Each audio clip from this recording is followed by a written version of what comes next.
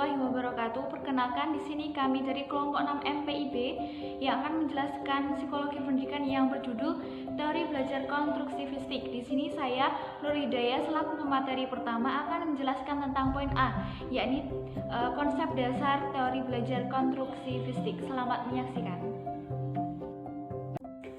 Poin pertama, konsep dasar teori belajar konstruktivistik. Teori ini adalah sebuah teori yang memberikan kebebasan terhadap manusia yang ingin belajar atau mencari kebutuhannya. Menurut pandangan ini, belajar merupakan suatu proses pembentukan pengetahuan. Pembentukan ini harus dilakukan oleh peserta didik. Ia harus aktif melakukan kegiatan, aktif berpikir, menyusun konsep, dan memberi makna terkait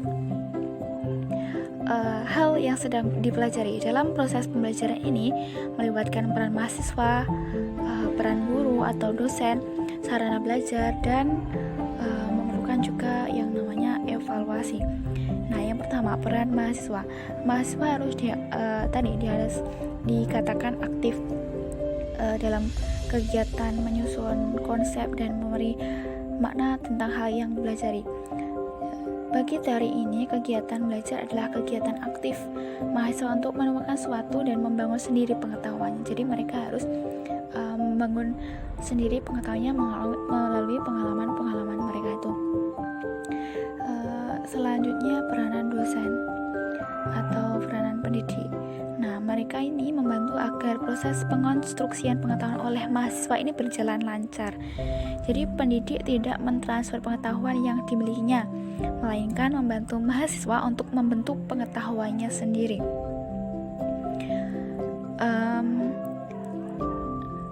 Seorang pengajar atau dosen berperan sebagai mediator saja atau fasilitator yang membantu agar proses belajar mahasiswa berjalan dengan baik. Selanjutnya adalah sarana belajar. Mereka ini peran utama sarana belajar ini memberikan peran utama dalam kegiatan belajar mengajar. Aktivitas mahasiswa dalam mengonstruksi pengetahuannya itu. Jadi peralatan, lingkungan, fasilitas ini untuk membantu pembentukan tersebut. Kemudian terakhir, evaluasi belajar. Ini sangat diperlukan sekali untuk menilai hasil belajar dari pengkonstruksian pengetahuan tadi. Memerlukan proses pengalaman kognitif bagi tujuan konstruktivistik. Jadi bentuk-bentuk evaluasi konstruksi dapat diarahkan pada tugas otentik, menggambarkan proses berpikir yang tinggi seperti penemuan. Jadi mengarahkan evaluasi pada konteks yang luas, jadi lebih baik lagi. Sekian dari saya, akan dilanjutkan oleh materi yang kedua. Assalamualaikum warahmatullahi wabarakatuh. Perkenalkan, nama saya Kurniawan Roaini. Saya akan melanjutkan materi yang kedua, yaitu ragam teori konstruktivisme. Ragam teori konstruktivisme menurut Brooks adalah pengetahuan yang bersifat non-objektif, yang bersifat temporer, selalu berubah dan tidak menentu. Belajar dilihat sebagai penyusunan pengetahuan dari pengalaman konkret, aktivitas kolaboratif dan refleksi serta interpretasi. Jadi maksud mengajar di sini adalah menata lingkungan agar siswa termotivasi dalam menggali makna. Dengan adanya hal tersebut, maka setiap peserta didik memiliki pemahaman pengetahuan yang berbeda-beda tergantung pada pengalaman dan perspektif yang digunakannya dalam menginterpretasi. Jadi, teori konstruktivisme merupakan pembelajaran yang generatif. Maksudnya adalah tindakan menciptakan sesuatu makna dari apa yang dipelajari. Penerapan teori ini biasanya digunakan pada model pembelajaran pemecahan masalah. Lalu bagaimana dengan ragam teori konstruktivisme? Ragam teori konstruktivisme adalah sebagai berikut. Yang pertama, konstruktivisme sosial. Konstruktivisme yang dipelopori oleh Vygotsky mengedepankan pengetahuan konstruktivisme dalam konteks sosial, sehingga peran seorang guru menjadi jelas dalam membantu anak mencapai kemandirian. Menurut Santrok, salah satu asumsi penting dalam konstruktivisme sosial adalah situated cognition, yaitu ide bahwa setiap pemikiran selalu ditempatkan dalam kontak fisik dan sosial, bukan dalam pikiran seseorang. Menurut Vygotsky, terdapat 4 prinsip dalam konstruktivisme sosial. Yang pertama adalah pembelajaran sosial. Pendekatan pembelajaran yang sesuai adalah dengan pembelajaran kooperatif. Vygotsky menyatakan bahwa siswa belajar melalui interaksi bersama dengan orang dewasa atau yang lebih cakap. Pembelajaran kooperatif yaitu pembelajaran yang terjadi dalam satu kelompok kecil untuk saling membantu dalam kegiatan belajar.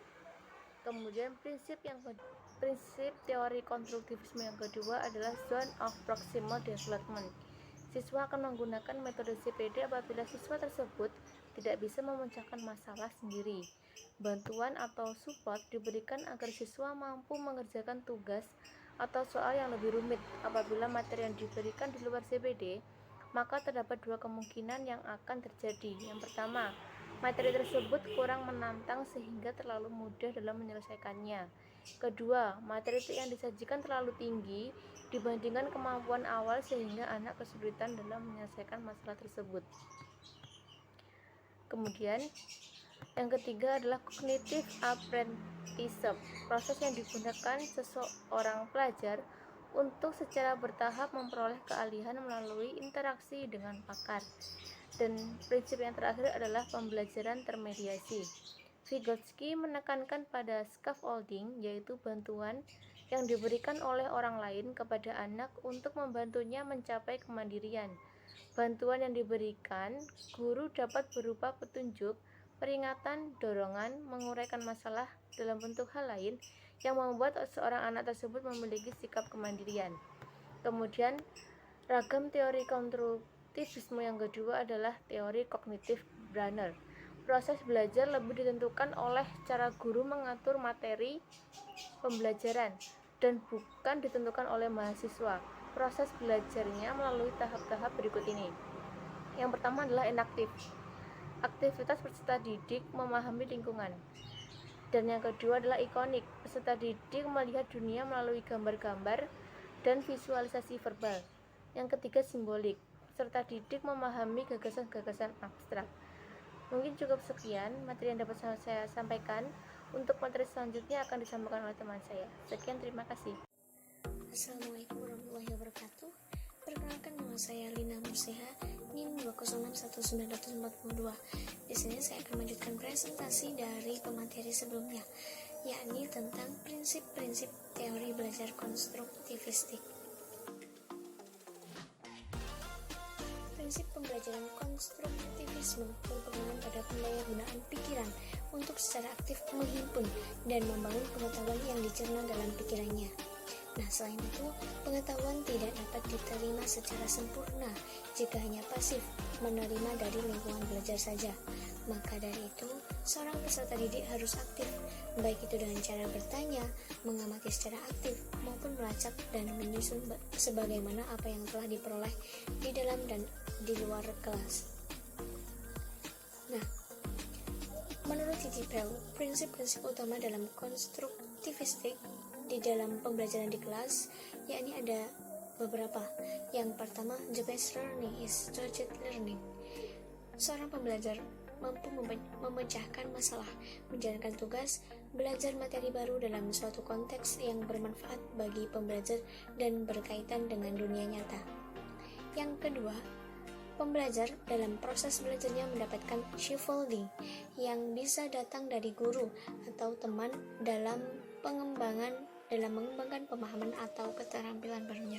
Nah, disinilah konstruktivistik itu dapat mendorong apprenticeship approach, yang mana nantinya dapat menunjukkan pada proses di mana seorang pembelajar atau pendidik memperoleh keahlian secara perlahan-lahan melalui interaksi dengan seorang ahli, apakah seorang dewasa ataukah orang yang lebih maju darinya.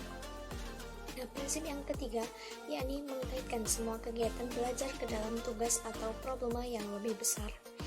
Ini bertujuan untuk pembelajar, agar pembelajar dapat melihat relevansi tujuan belajarnya yang spesifik dan berkaitan dengan tugas yang lebih besar dan kompleks, sehingga mereka dapat berfungsi lebih efektif dalam kehidupan nyatanya. Dan prinsip yang keempat, yakni membantu pembelajar dalam mengembangkan rasa memiliki atas semua masalah dan tugasnya. Jadi ini bukan sekedar lulus tes saja, seperti itu. Nah, prinsip selanjutnya yakni mendesain tugas yang autentik, yang mana titik membuat tugas-tugas yang menantang kognitif siswa. Ini di dalam sebuah belajar sains misalnya, seperti layaknya seorang ilmuwan. Problem atau tugas bisa dinego dengan pembelajar agar sesuai dengan tuntutan kognitif dan dapat mendorong rasa memiliki dari seorang peserta didik. Prinsip selanjutnya, prinsip yang keenam, yakni mendesain tugas dan lingkungan belajar yang merefleksikan kompleksitas lingkungan yang gelap pembelajar diharapkan nantinya dapat berfungsi di dalamnya. Nah, kemudian prinsip yang ketujuh, yakni memberi kesempatan bagi pembelajar untuk memiliki dan menemukan proses di dalam sebuah pembelajaran untuk mendapatkan solusinya. Nah, prinsip yang terakhir yakni mendesain lingkungan pembelajaran yang dapat mendukung dan menantang pemikiran pembelajar. Nah, disinilah guru bertindak sebagai konsultan atau pelatih sesuai dengan konsep scaffolding dan zone of personal development dari Vygotsky. Nah, selain beberapa prinsip yang telah saya sebutkan tadi, terdapat beberapa hal yang harus diperhatikan di dalam pembelajaran konstruktivistik, yakni yang pertama, mengutamakan pembelajaran yang bersifat nyata di dalam konteks yang relevan, kemudian mengutamakan proses, menanamkan pembelajaran dalam konteks pengalaman sosial, dan juga pembelajaran dilakukan dalam upaya mengkonstruksi pengalaman.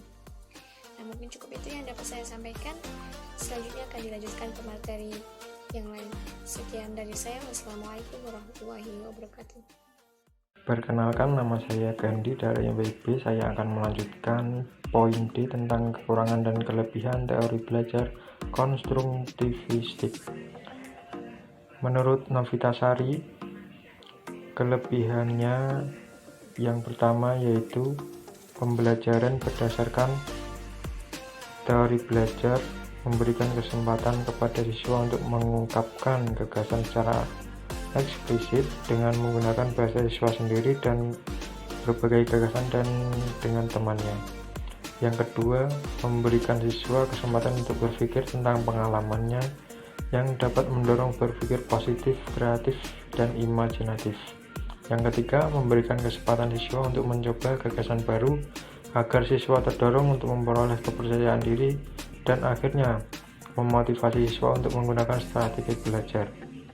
Yang keempat, mendorong siswa untuk memikirkan perubahan gagasan setelah menyadari kemajuan mereka, setelah memberi kesempatan siswa untuk mengidentifikasi perubahan gagasan mereka. Yang kelima, memberikan lingkungan belajar yang kondusif yang mendukung siswa mengungkapkan gagasan. Yang kedua, kekurangan menurut Novitasari. Yang pertama, siswa mengonstruksi pengetahuannya sendiri. Tidak jarang bahwa hasil konstruksi siswa tidak cocok dengan hasil konstruksi para ilmuwan sehingga menyebabkan miskomunikasi atau miskonsepsi. Yang kedua, konstruksivistik menanamkan agar siswa membangun pengetahuannya sendiri.